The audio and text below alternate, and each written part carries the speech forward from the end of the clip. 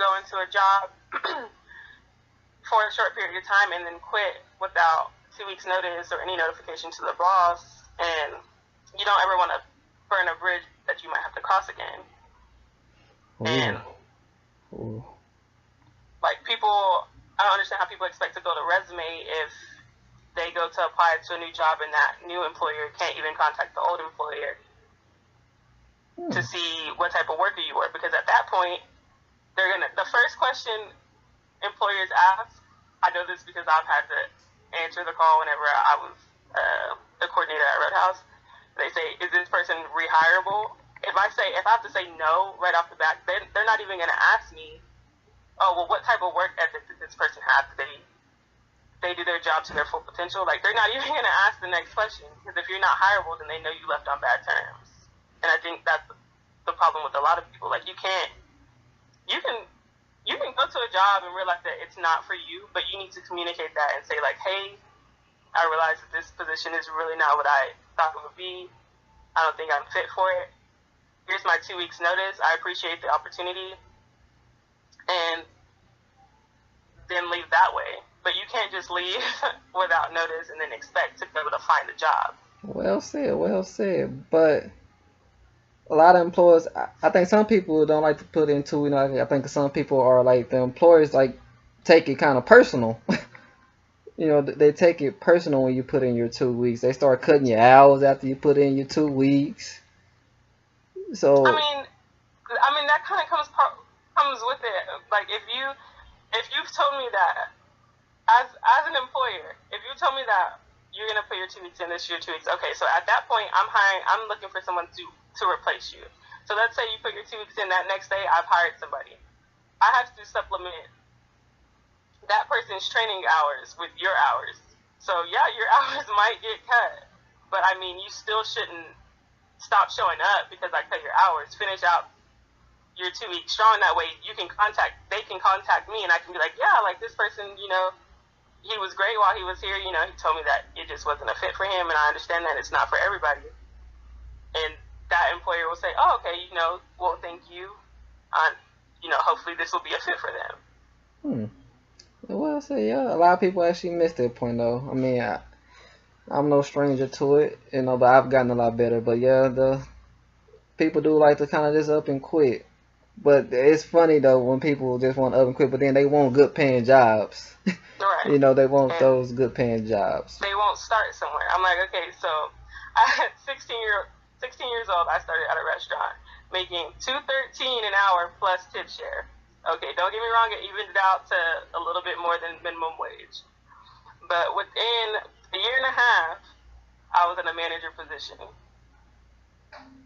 And then another year passed, and I made probably more than most adults with just a high school diploma while in college.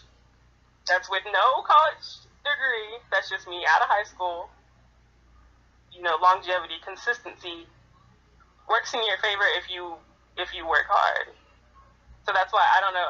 I can't get on the bandwagon of, oh, like it's not worth it, or it's just minimum wage. Like, you have to start somewhere, and I think that's what people don't understand. Like, you can't be afraid to start at the very bottom. Like, you have to start there. You have to crawl before you can walk. You have to walk before you can run. Yeah, very true. But sometimes hard work don't always get you where you want to be.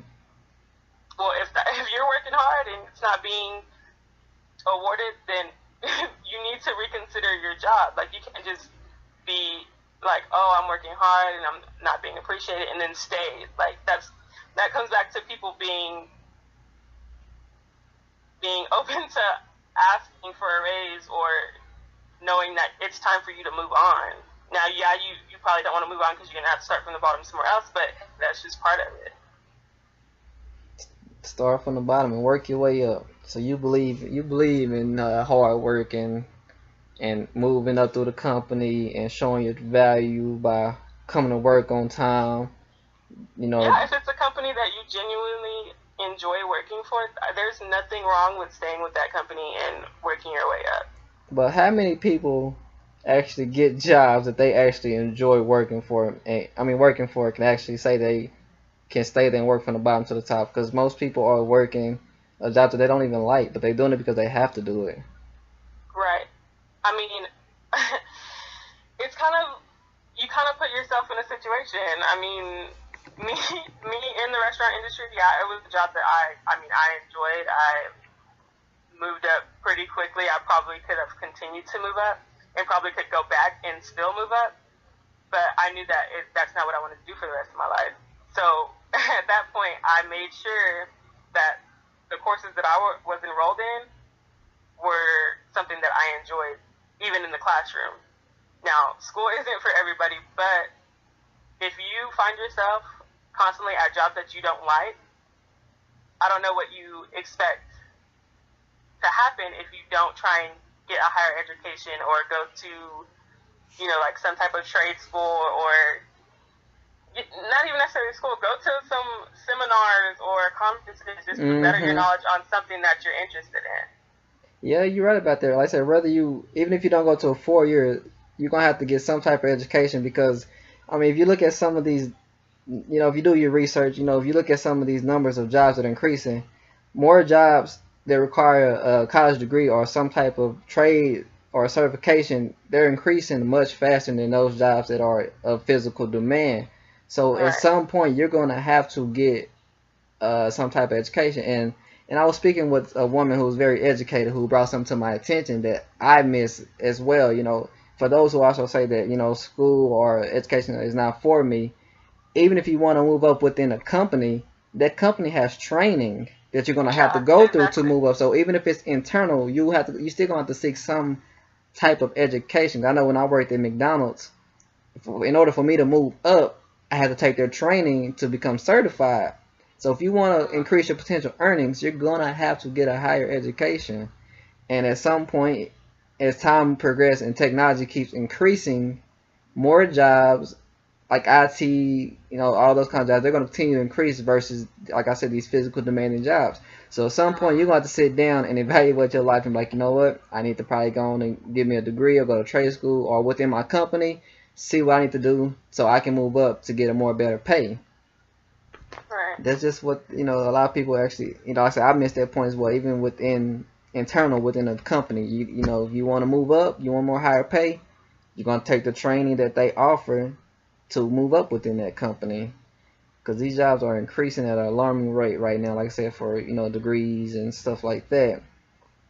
So now a lot of people just, and it kind of makes me think about when you think about back in the 1960s, you know, when African American, you know, and people actually fought for education and really, you know, and they knew there was a way out. But in today's society, in today's generation, school is easy at a lot of people's disposal, but we don't take advantage of it.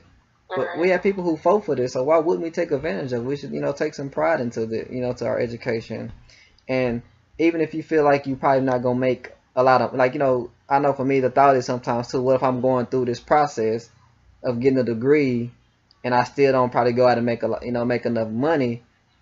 I think about that, but still, you know what I am? I'm not a statistic. Most black, most people consider, the stereotypes of black people, African, young men. Most of them don't have degrees. Most of them have backgrounds, stuff like that. But I have my education, even though I don't probably make that much money as other people would. But I mean, I'm proud of my education that I have. I can say that I have a degree and I'm educated, and I can tell my daughter that that I'm educated. I'm not Right. I'm not out running around in the streets or so forth in that area. I can say that I made it. I am somebody. Mm-hmm. So I can take that and hold that with me. So Yeah, and I think a lot of people try and downplay getting a diploma, and I mean, no, I didn't necessarily want for anything, but neither of my parents finished their college education, so it's not like I had them to say like, oh, we went to college, so you're gonna go to college. It was more so of, hey, like, I didn't go to college and I had to work extremely hard to get where I am today. Now you're still gonna have to work hard, but your starting point will be a little bit higher than where I started. I don't think people take that into consideration. Like, it doesn't really, like, even if you have a background, it doesn't matter. Even if you came from a home where nobody went to college and nobody thought that was a necessity. Like, you have to get selfish at some point and think about, stop living like now and think about 10 years from now when you have, your daughter or whatever, somebody that's looking up to you, and to say, like, well, you want them to be able to say, my dad did this, so I want to do more than this, you know? Well said. Yeah, that is very true.